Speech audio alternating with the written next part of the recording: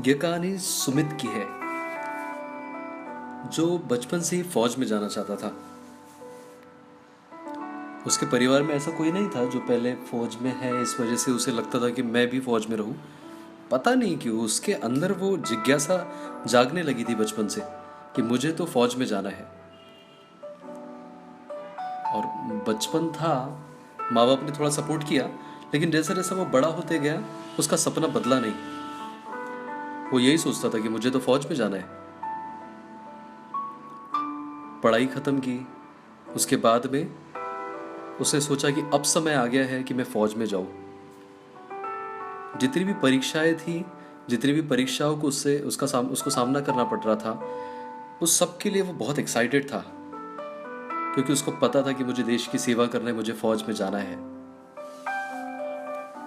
और एक दिन उसके सारे परिश्रम का फल उसको मिला और उसे कॉल लेटर आया और पता चला कि वो फौज में शामिल हो चुका है। बहुत ही खुशी की बात थी, बचपन का सपना जो था उसका। बहुत खुश था उस दिन वो।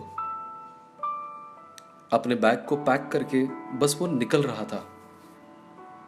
वो खुश था, लेकिन उसके माँ बाप के आंखों में आंसू थे। थोड़े से परेशान थे वो। उन्हें लगता था कि मेरे बच्चे को जो पसंद है वो थोड़ा सा परेशान करने वाली चीज है। लेकिन क्या करते, कोई उसे समझा नहीं सका, और अगर किसी ने उसे समझाने की कोशिश भी की तो कोई उसे समझा नहीं पाया। वो समझ भी नहीं पाया और ना ही कोई समझा सका। वो अपने निर्णय पर बना रहा। वो बहुत एक्साइटेड था। उस वर्दी को जब उसको पहनने का मौका मिला तो वो अंदर से खुशी के मारे रोने लग गया। बहुत खुश था वो।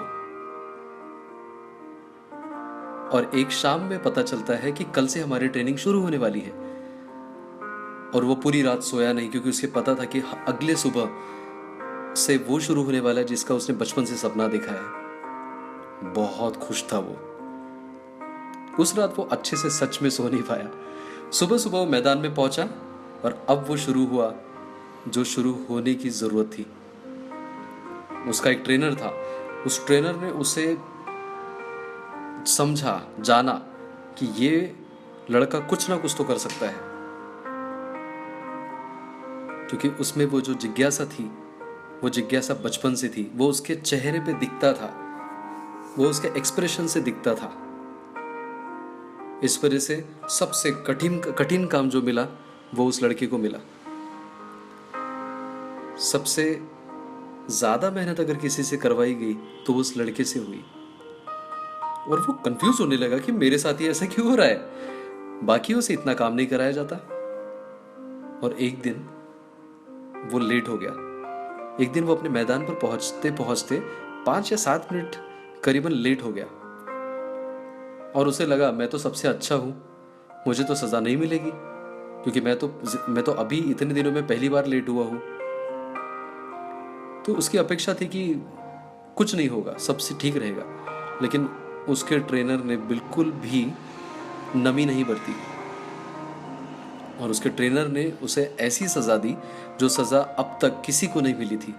और वो थी करीबन 10 किलोमीटर घुटने पर चल के जाने की। वो जा तो रहा था, लेकिन उसके घुटने जैसे छिल रहे थे, जैसे जैसे उसमें से खून बह रहा था। वो बहुत परेशान हो रहा था। उस दिन से वो अपने ट्रेनर को कुछ अलग नजर से देख रहा था। उसे अच्छा नहीं लग रहा था वो व्यवहार, और वो अपने ट्रेनर से नाराज होने लगा। और कहीं ना कहीं उसका जो फौज में जाने का बचपन का जो सपना था, वो धीरे धीरे धीरे धीरे पैशन कम होते जा रहा था।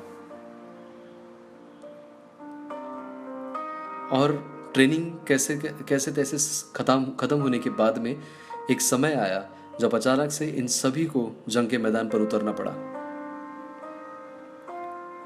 जंग शुरू हुई। उसके आजू बाजू के सारे लोग मरते हुए उसे दिखाई दे रहे थे। जिन लोगों के साथ में वो खाना खा रहा था, वो लोगों की मौत उसके सामने हो रही थी। एक ही अवसर या फिर एक ही चांस उसके पास में था कि अगर वो 7 से 8 किलोमीटर घुटने पर चलकर लंबा जाता तो शायद वो अपने आप को बचा पाता। उसने सोचा कि जब मैं अपने आप को बचा सकता हूं तो मरने की क्या जरूरत है। उसने उस बड़े से पाइप के अंदर से घुटने के ऊपर चलकर अपने आप को बचाया। और जैसा वो पाइप के अंदर से बचने के बाद बाहर निकला और जैसे उसकी नज़र उस खुले आसमान पर पड़ी, वो फूट फूट कर रोने लगा। और वो समझा कि अगर मुझे मेरा ट्रेनर उस तरीके से ट्रेन नहीं करता जो मुझे बिल्कुल पसंद नहीं था, तो आज मैं जिंदा नहीं होता।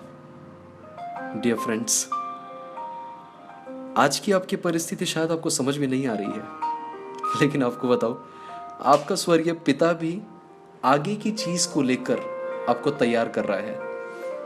आपका पैशन हो सकता है कि आप खुदा की सेवा करना चाहते हो, और खुदा की सेवा करने के लिए आपके अंदर में वो कैरेक्टर को मोल्ड कर रहा है, आपके अंदर में उस चीजों को तैयार कर रहा है जिसकी आपको सच में जरूरत है। आपके खुदा पर आप भरोसा कीजिए। पवित्र आत्मा, हम आपका धन्यवाद करते हैं। Thank you. God bless you.